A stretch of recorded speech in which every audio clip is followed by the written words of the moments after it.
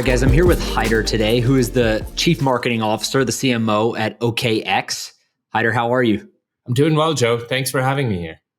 Of course, I'm excited to have you. And for one sole reason, I want to learn more about these sponsorship deals in crypto. So you are, as I said, the CMO of a crypto exchange, a big one. I think you guys have over 20 million users globally now in 100 plus, 150 plus countries. So massive business from a crypto exchange perspective. And you guys recently, you've done multiple deals, but the one recent one was with McLaren. So you guys signed a sponsorship deal with McLaren's Formula One team. I believe you also did one with Man City and maybe a few others that I'm missing. So you're going to break down all this stuff for me because I got a lot of questions. Everyone's seeing numbers being thrown around about how much crypto companies are spending. I want to learn about not only the size of these deals, but how they work. So maybe let's start with a little bit of context on like what you guys have done so far, and then we can get into why you guys are attacking sports so aggressively. Great. So Joe, OKX, previously known as OKEx, as you know, as early as end of last year, we were really known to the world as OKEx, and we decided to rebrand, not just change our name, remove the E, and focus on the three letters OKX and OKEx.com. But more importantly, we also changed the look and feel of the company. And this was really to give a nod to what our future is going to look like. So now, yes, our legacy brand and company is known as a crypto exchange. In fact, we are the second largest crypto exchange by trading volume, if you look at CoinGecko. Now, the company is more focused on Web3. So yes, we have a really strong foundational exchange where it's a centralized ecosystem. You can come in, trade different hundreds of pairs, but you can also very quickly switch into our DeFi portal, which what we call is MetaX. And MetaX has a connected wallet. So you can download a browser extension. It's a self-custody wallet. It's fully interoperable. And you can trade a number of different assets. You can swap between assets. You can use that wallet to connect with Metaverse or your GameFi ecosystem. So really the company is morphing into something much, much bigger. And as a result of this shift in our identity and focus, we felt it was really important for us to go out there and broker some of these big sports partnerships where there's a really huge fan base. People are really excited and energized, not just about the sport, but they have also demonstrated some interest in the formation of cryptos and what that can do to supercharge their fan experience. So what we've done so far, the big deals that we've done so far, is Manchester City right out of the gate coming into this year after the rebrand. That's quite a big deal. But to be honest with you, the big announcement around Man City is just around the corner. We are going to announce that in first week of July. I can't share what it is, but I can tell you that it will upgrade our partnership, which was always a plan. We just sequenced those announcements out a bit. And then recently, is it a shirt sponsorship? I think you're close. I think you're close. Your guess is quite close to accurate. Okay. So the McLaren partnership, I'm personally really excited about. Number one, I'm a huge Formula One fan. There are a lot of employees at OKX that are really excited about Formula One. And I think you also probably know this, that Drive to Survive has just completely changed the landscape. Even in the United States, where there wasn't a lot of awareness or affinity around F1, now people are actually starting to immerse in Formula One. And in fact, Las Vegas is going to have a race coming up next year. So now you have 3 US cities that are hosting a Formula One race, which wasn't historically the case. So it's an exciting time for the sport. And I think it's really prime for crypto because there's so many parallels to what we do in crypto, the way we innovate, the way we move fast, and how that is, very similar when you get into the pit lane. Gotcha. And so you announced this deal with McLaren. Walk me through how that deal comes about, how it's negotiated, just that whole process. It's miserable. It's, these deals are so complex in nature. Now, there are different layers or levels to these deals. So, of course, there's an entry-level deal. Those are typically, a few $1 million, and you get some access to hospitality. You'll have your logo featured on any of the property or the real estate of those brands. But then there's a mid-tier. And mid-tier, you might be, among a really good company of Fortune 50 companies or what have you that have invested in those teams. And then there is the very top category. And usually in that top category, there's really space for one or maybe, just maybe two brands, but it's typically reserved for one brand. That level of deal is, miserable, but very complex in nature. You can imagine because of this uh, deal size, monetary value of those deals, and the association that comes with it. You start with the legal terms, and you make sure that both sides of the house have fundamental agreement on the terms and conditions. But one step after that, I think, starts the due diligence process. The properties, especially in the crypto category, I think what we end up having to do oftentimes is build our business cards. What that means is most of these sports properties don't really know us, and they're starting to toy around with the idea of bringing crypto category into their platforms or ecosystems. They're a little nervous, so they really want to make sure that you're the right company, you've got the right execs, the right board, and they're not going to inevitably associate themselves with something that has shaky grounds. And then the last piece of complexity in these things, actually second last, is you got to have really strong chemistry between two teams and the leadership. If that chemistry and that energy doesn't align, these deals don't work out, because these are multi-year deals. You're going to end up spending a lot of time with each other. So that chemistry becomes really, really important. And I think that's one of the things that we've learned the hard way, is optimize for chemistry and the energy, and not anything else. And then the last one at the top tier, the challenge that crypto category or anyone coming in will be challenged with, is existing partners and their perception of you, or their perception of you at the top. So your hope is always that every partner is going to welcome you. But oftentimes there can be a conflict, a healthy conflict. Everyone's competitive. Everyone wants the best for their company. And so those are some of the layers that make this deal process quite complex, and oftentimes a miserable but fun process overall. So why did you guys choose sports, right? We've seen, and maybe you can share some of the numbers that you've seen internally running some of these organizations, but we've seen crypto companies aggressively attack sports, right? And that's not just you guys, that's FTX, Crypto.com. There's a bunch of different crypto companies that have specifically targeted sports and are spending at this point billions of dollars, I believe, on these partnerships. Like, one, how big actually are these agreements, like from a size perspective? And then two, if you could talk a little bit to why like you guys are infiltrating sports specifically so much versus other industries, tech, anything else. I'll unpack some of your questions. So first off, I'll knock out the easier one, the size, the deal size. It can vary. Now, these deals are quite massive. They're, oftentimes the total deals are hundreds of millions of dollars.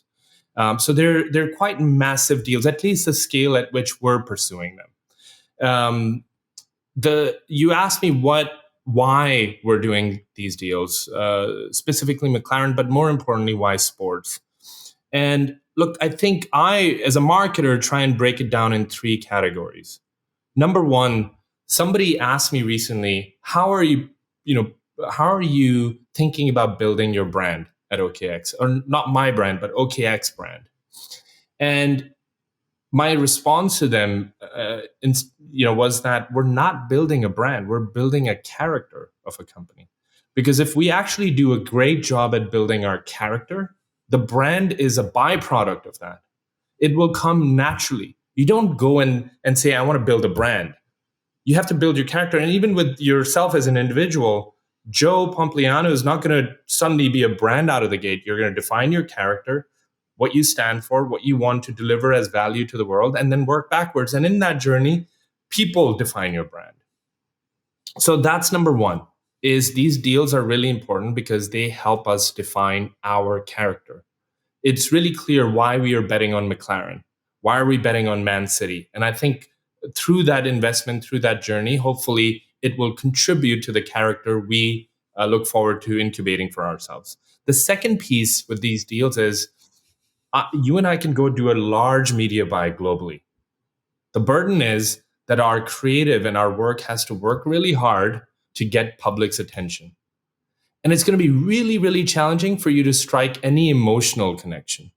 Well, when you sponsor sports, most of the people coming to sports are coming with a sense of emotion, a sense of fire. They want their team to win. It is ultimately about winning and competition. And that emotion, I don't believe as a marketer you can buy with a simple media plan. Yes, there is world-class work done by phenomenal creative ad agencies that can strike emotions. I'm thinking the Colin Kaepernick ad by Nike, one of my favorite ads recently. But it's tougher to do. It's a hit or miss. So I think with sports, you get somewhat of, not guarantee, but you have a better promise that you're going to be able to strike that emotional connection. And the third category is distribution. You look at Formula One. Don't quote me on this, but I think it's 24 races in 22 markets, something like that. It is so hard for any marketing organization to deploy marketing and distribution at that scale so rapidly. I mean, they come into each market, they're there for 3-4 days, they install everything, they pack it up, and then they go to the next market in 2 weeks. And to be able to get and leverage that distribution is just phenomenal. And I think that's true for Formula One, more importantly, but it's also very true for soccer. So those are the three reasons, in summary: character, emotion, and distribution. That's why we're doing sports deals.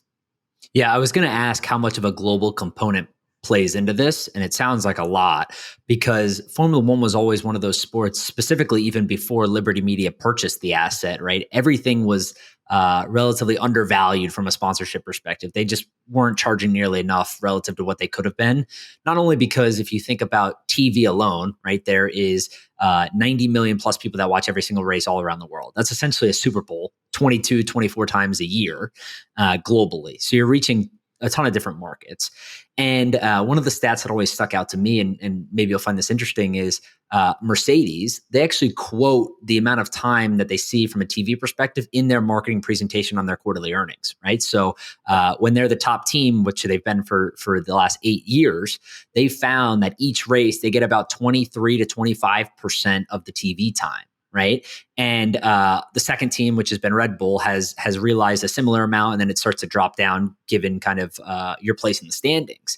But if you think about it just from that perspective, you're getting billions of eyeballs on your product from Mercedes' perspective, right, as the name of the team.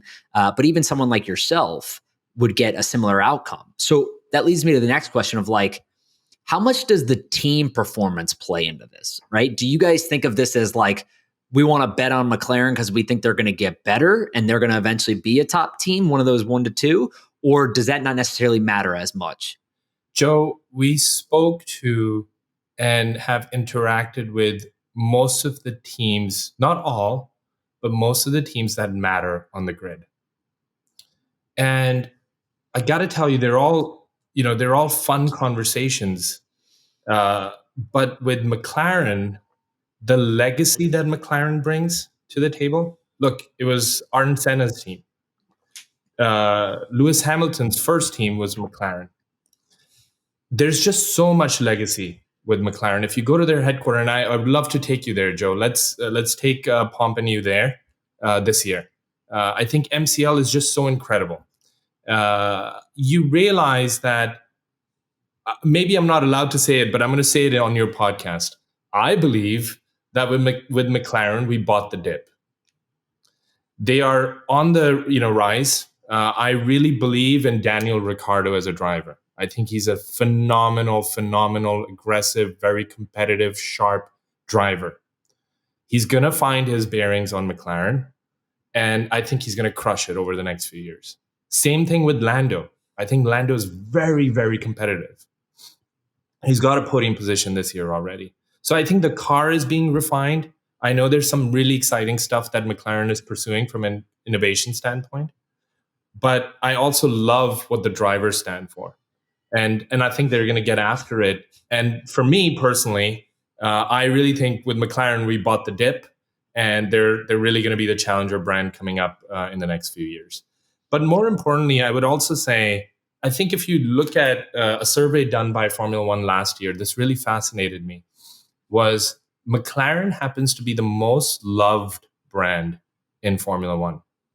And if you hear some of the things I say, on other channels or in press, one of the things that we have taken on about ourselves is, again, mapping to defining our character, is we are aspiring to be the most loved brand in crypto.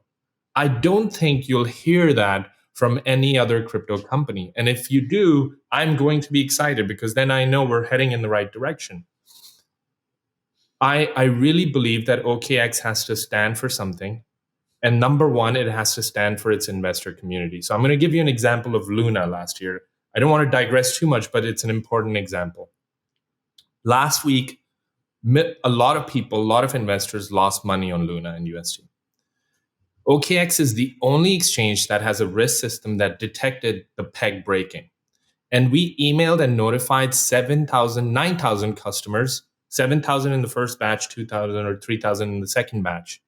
And we unlocked 500 million plus USD that was being staked on our platform so they could trade it for another asset before the price crashed.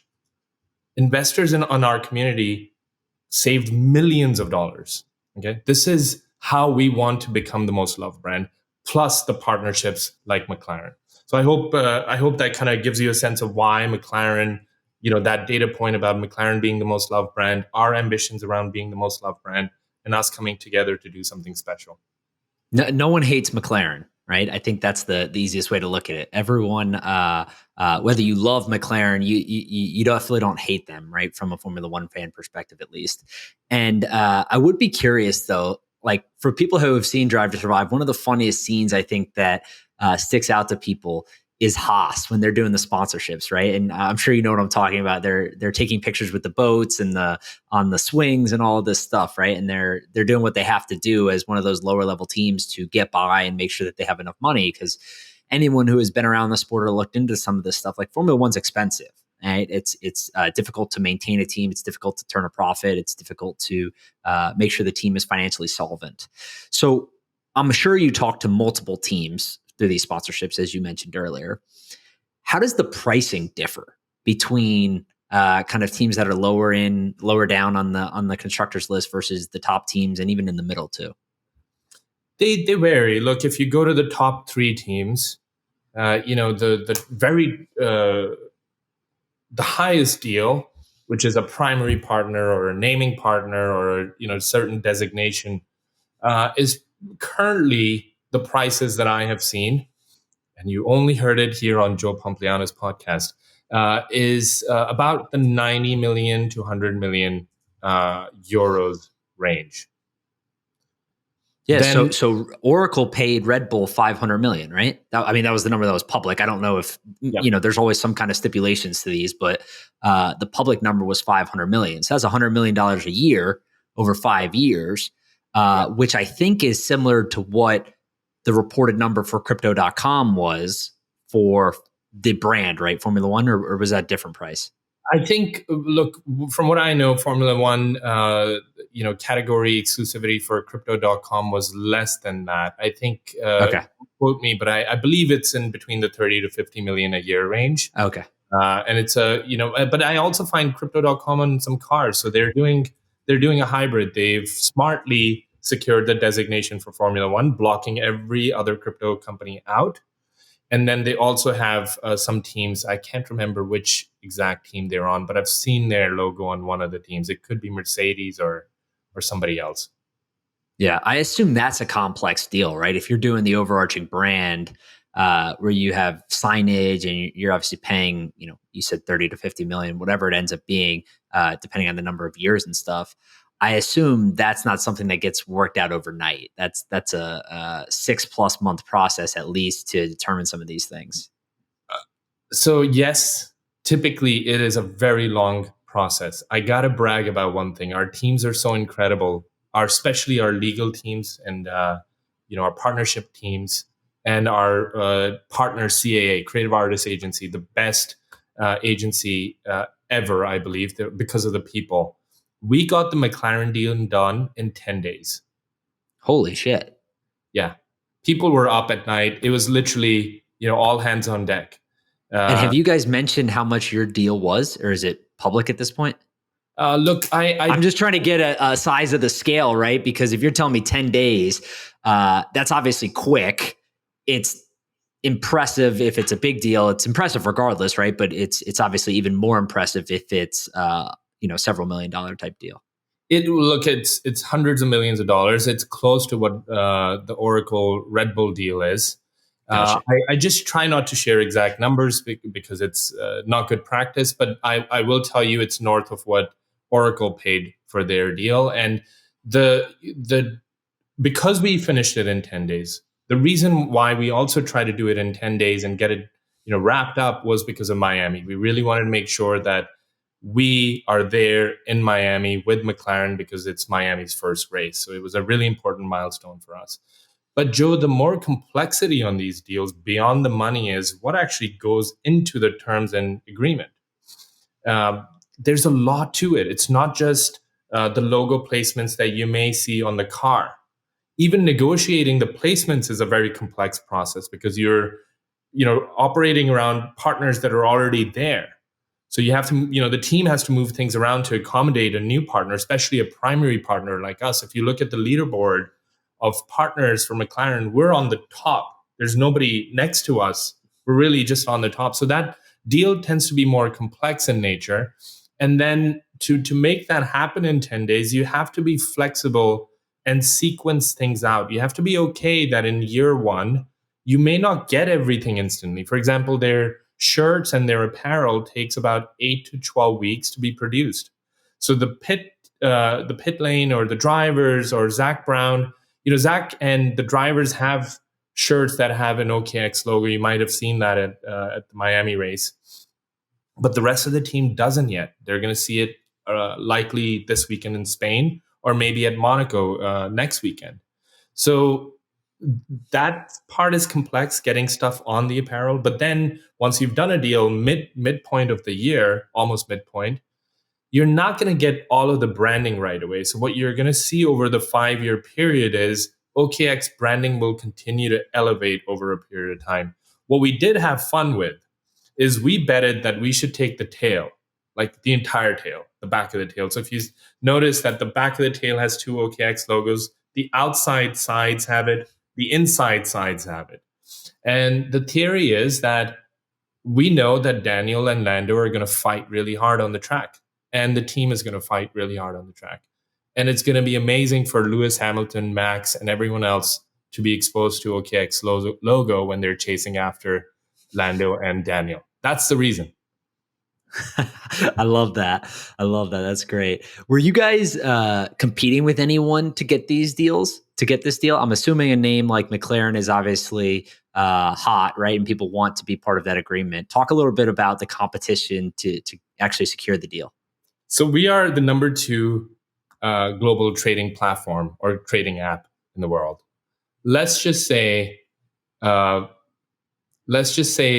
the competition above and below us was aggressively pursuing the same deal. I like that. And does that change the price? Like, to me, from what you're saying, it almost sounds like the price is the easiest part of the deal. Like, you guys negotiate that first, and then you figure out everything else outside of that. How does the price come into it? I think the intention comes first from both sides. So once the intention is locked and loaded, that, hey, okay, we're going to go and do this. We like you, you like us. Let's go figure it out. Let's figure out what we both need from each other. Then price starts to form. They then put a proposal forward for you. Yes, price was being, negotiated during the process as there was more demand for that category exclusivity. But what we leaned on from the very beginning was building a very strong relationship with Zach and his commercial team. And we really like these guys. They're incredible people. They're very talented. Look, Zach is a pioneer in this industry. He's, just a quick history on him. He ran an agency before this, and he's really credited with the way Formula One now looks at sponsors and the sponsor category, so on and so forth. So he really understands how to do this stuff and what is best for his partners. So I think that relationship piece in the beginning was really important. That helped us then maintain a reasonable price. We went in there and told Zach and team, we're not here to shop a price with you guys. We're here to shop our character and our passion for McLaren. If that's something you guys want to be married with for 5 years, then we're the right partner. If that's not what you're optimizing for, then let's, at least have all our cards visible so you guys can make a decision. So from the very beginning, we made it clear we don't want this transaction to be about price. Now, naturally, we want to do right by McLaren. We want to make sure that we're pricing the deal appropriately for them so they're able to use that investment, use it on innovating the car, and really get that constructors championship that we're all aspiring for. But no, in summary, we tried our very best to keep good bedside manners on both sides and not make it about price, but ultimately make it about character. Yeah, that makes sense. And have you thought of any unique or crazy activations that you can do? I assume one of the fun parts of this job is not only figuring out these deals and negotiating them and doing all of that, but also thinking about how you can actually activate some of these things in a creative way. Yes, I'm losing a lot of sleep on this stuff. We have a world-class team incubating activations. Look, activation is happening at every single race or every single game. But there's got to be like 1 to 3 really massive activations. What we're trying not to do, my point of view on this is, I don't want to do cliched stuff. I don't want you to look at our activation and say, yeah, kind of expected that. A concert on the beach or, something like that. Yeah, of course they did that. Or they hosted a big, massive party. I really don't want to do that. My request from McLaren and Man City when we did these deals was, please tell us and our team what has been your dream that you wanted to accomplish from an activation standpoint, but you never got a chance to do it. Whether it was monetary reasons or the partner didn't really want to do it, just give us that wish list. So I think from both properties, we have that wish list, and that's very exciting. It's a good starting point for us. But other than that, the thing that we're thinking about is how can we do these activations that does just one thing, which is supercharge your fan experience. You're going there not to learn about crypto or to buy crypto or to do any of that. You're going there to have a phenomenal experience. And for us as partners, that's what we're focused on, is how can we come in and do our part and supercharge that experience for the fans, both McLaren and Man City. So look, I don't have a blueprint yet. We're working on it because we did these deals so quickly. But what you can expect from us is if it doesn't have that holy shit moment reaction from you, we failed at our job. Yeah. One of the things that I've heard, not from any of your partners, but from just people around the sports industry in general, is like one of the things that worried them at first was the overall sustainability of the industry in general, right? People just new to crypto, didn't understand exactly what it was, and rightfully had some precautions around, hey, how long is this going to be around? Is this sustainable, that what we're doing? Was there any of that in your conversations? Like, do they, I don't know if they go as far to like make you prepay a certain amount, if there's exit clauses, like just talk me through how partners have at least thought about that. So we had 2 challenges. We had the category challenge. People worried where this thing goes. Is it here to stay? And sports organizations largely are very conservative. Their owners are very conservative. So we had to build that clarity for our partners, and to make them feel comfortable. In some cases, we did pay upfront, just to make sure that they understand that we'll pay our bills. Because there's also another concern some of these sports properties have, is they've been burned by some crypto companies before, where smaller crypto companies did a deal, then didn't pay the bill and just disappeared. So, we try to solve for that. Number 2, we try to educate them on who we are. Joe, we have managed to stay out of controversy for the large part of our existence. And if you come inside OKEx, you'll realize that it is made up of adults, people who've had long careers like Goldman Sachs or PayPal or Google or Facebook or what have you, and they're now working on this challenge. So there is a bit of maturity that comes with the OKX brand, and we're able to demonstrate that in any of these conversations. The last one is, with the markets pulling back last week. Naturally, we got some calls and messages, and we were, the indirect question we got asked is, "Hey, are you guys okay?" And our response was, "Of course, we're okay. This volatility is to be expected." And what I tell journalists and I tell my partners or friends and family is, I have my TD Ameritrade account. It's down 70%. My crypto portfolio is down 30%. And you're asking me about crypto? You're asking me if I'm okay? Shouldn't we be asking our friends in traditional finance if they're doing all right? So I think that's how I tend to explain it. Yeah, I think that's a fair response, and also as an exchange, right? The volatility is good to some degree, right? If you're an exchange, so I get that. Lastly, how do you measure success on these deals? Right? Is it simply kind of formulaic, where you're looking at just app downloads, how much money is deposited, accounts created, or is it much more of an art where you're doing a bunch of different things? The quantification is number one consideration. We OKX has a really large market share in Asia, in parts of Latam, and maybe Middle East Africa. But for most part, we really haven't had a large market share in the Western markets. So one thing that we are looking to do with these partnerships is build consideration.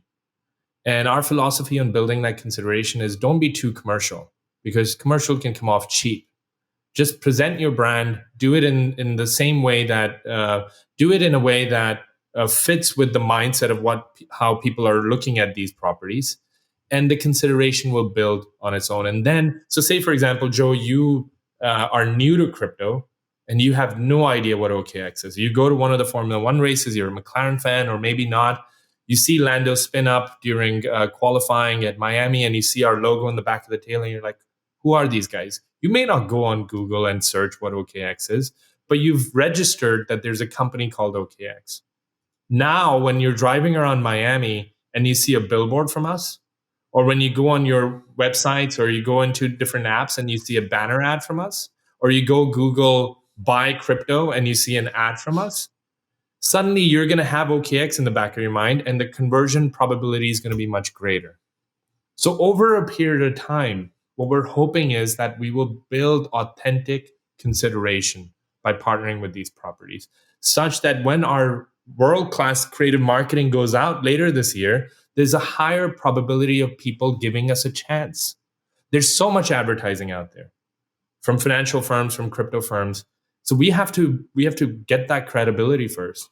We have to earn that right to get attention. And I think these things get us the attention. And then once we put some provocative work out there, you're going to be more likely to say, okay, I'll stop and give these guys 2 seconds of my time. I love it. Are you going to be in the car? Are you going to be driving the Formula One car anytime soon? That would be my first question, right? Is like, how can I get in this thing? Let me take it for a lap. Joe, I've got another challenge for you. I think, given your subject matter expertise in crypto and sports, I would love for you to challenge every CMO, every VP of marketing at a crypto company and tell them Haider challenged you on the track. Yes, sponsors of XYZ, show up on the track. Haider wants to race you. That's how I would answer your question. Okay. The real winners, the real marketing winners are the ones that compete with each other on the track and win. Let's do it. I love that. I might try to get in that race myself, but we'll see. Maybe you take Lando's and I'll take Daniel's, and we'll go for a spin. But I would love that. That's awesome. And they're both great guys, and I hope that we invite you guys over and we hang out with them. They're incredible. They're a really fun company. Amazing. Lastly, where can I send people to find out more about OKX and find you on the internet specifically? So for OKX, it's pretty simple, OKX.com. If you're on your computer, you can just go on our website. If you're in the US, you cannot use our exchange because we offer derivatives and a bunch of other financial instruments that are regulated in the United States. We're currently not licensed to operate those products in the US. However, for US customers, I have better news. When you go to OKX.com, you'll notice there's a toggle on the top, exchange versus MetaX. When you click on MetaX, that is our DeFi portal. It's a self-custody DeFi portal. It has a MetaMask-like wallet, which we call MetaX. But you don't have to just use our wallet. You can actually use MetaMask to hop onto our platform as well. So we give you a lot of choices. And what that MetaX platform does for you is you can access all our DeFi offers in there.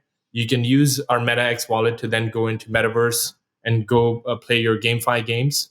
And I do a bunch of other things. For example, you can buy NFTs. We now have a NFT marketplace that you can use if you're in the United States. My hope is that eventually we will have licenses maybe in the US, and we'll be able to bring our trading platform over to the United States as well. So on the web, OKEx.com, on the apps, very simple. Just go type in OKEx and you can download our Apple or Google app. And to find me, it's Haider SF on Twitter. Very easy to find. And yeah. I love it, man. Thank you so much for doing this. And we'll have to do another one after we catch a race together, and we'll do a full recap. I'm looking forward to that. Love it.